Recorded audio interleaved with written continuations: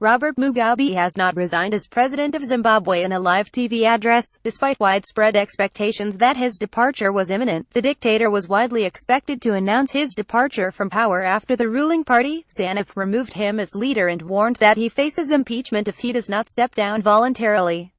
In a rambling address to the nation on the state broadcaster, ZBC, he said the country needed to move forward and resolve the differences between the generations. He said he will preside over the party's Congress in December, where they will collectively start process that returns our nation to normalcy. We cannot be guided by bitterness or vengeful, both of which would not make any better party members or any better Zimbabweans, he added. But the head of the influential War Veterans Association, Chris Mavengwa, said plans to impeach Mr. Mugabe would go ahead as scheduled and said the people would take to the streets of the capital Harare on Wednesday.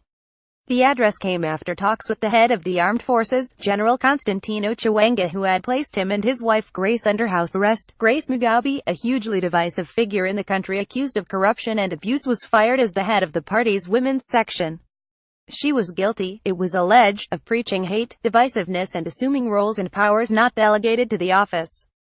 Her critics have claimed that she had been manipulating her aged husband and was positioning herself to succeed him. Former Vice-President Emmerson Mnangagwa, who many believe is due to be installed as the new leader, had been sacked recently by Mr. Mugabe at the instigation, it is claimed, of Grace. Mugabe was appointed ZanuPF leader and is set to head an interim administration which will include members of opposition parties including Morgan Tsvangirai, who had previously been in a power-sharing government with Mr. Mugabe.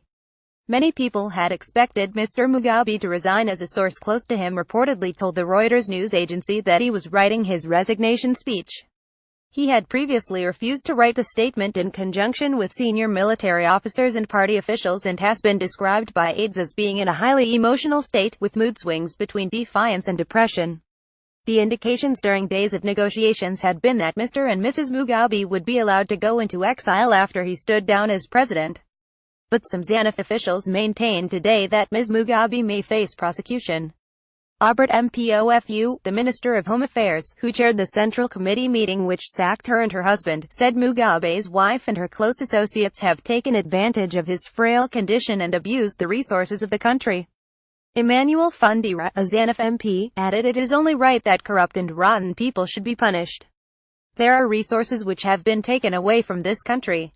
Naturally, the laws will follow up and make sure that all those people are brought to book. It was an indication of how far Mr. Mugabe's popularity had fallen that the news of his sacking as party leader was greeted with prolonged applause, singing and dancing by senior figures of ZanuPF, a scene which would have been unthinkable even a few weeks ago when the president still bestrode the power structure of this country as he had done for the last 37 years. The president, according to those familiar with the talks, has been desperately trying to cling on to power, insisting that he remains the constitutional head of state and demanding immunity from prosecution for him and his family. But, at the end, Mr. Mugabe was an isolated figure without any effective support.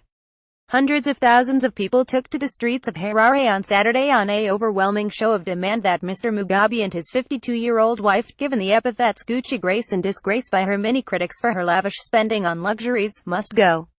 His party, including the youth wing which had been fervent Grace loyalists, the opposition, the trade unions as well as the military are all urging him to go. Although the mood of the crowd on Saturday was celebratory at the prospect of deliverance from Mr. Mugabe's rule rather than confrontational, there have been increasing warnings that frustration at Mr. Mugabe's failure to leave may trigger a violent reaction. The head of the Organization of Veterans who fought against white rule had warned that he would bring back the crowd to do the business if Mr. Mugabe did not step down.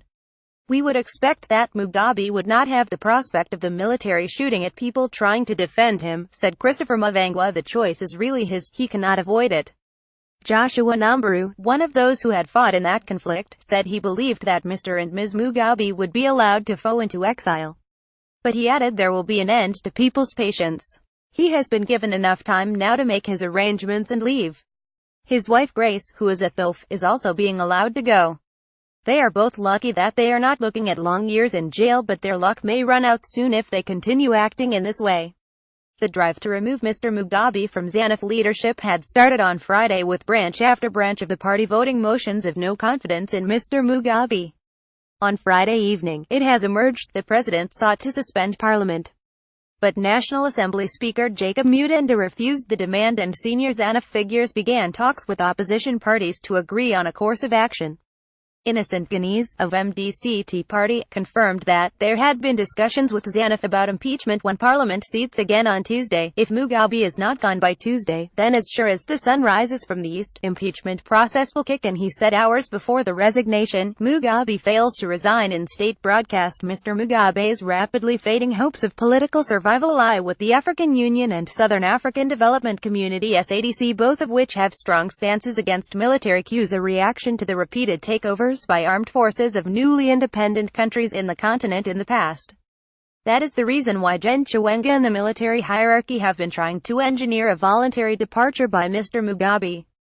But the appointment of Mr. Mnangagwa by ZanuPF as leader and acting president-in-waiting would, believe senior officers, counter accusations of a military takeover, and the massive street protests would show that he was being driven out by popular will. The original plan for Saturday's rally had been for demonstrators to gather at the city's Freedom Square, but soldiers on duty asked them to go on to the far bigger Harare Stadium at the outskirts of the city. It was a far bigger venue, but also symbolic. This was the place where another huge crowd had gathered 37 years ago to welcome Mr. Mugabe on his return from exile following independence. Washington. Chando remembered being taken at the age of 10 to the stadium that day by his parents. Everyone thought he was a hero.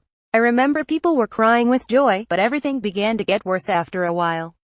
I haven't been able to find any permanent work for the last 9 years. We have all had a very negative experience while people like Grace Mugabe has got richer and richer. There were some expressions of regret at the humiliating end of one of giants of African politics. People would forget now that he did a lot of good for this country at one stage. He was our leader, much respected in Africa, other parts of the world. Daniel Zangaya, a teacher, reflected. But he stayed too long and allowed himself to be surrounded by corrupt people. He will be remembered for the bad day, not the good ones. That is a shame, but no man can avoid responsibility for his actions. More about Zimbabwe. Robert Mugabe reuse content.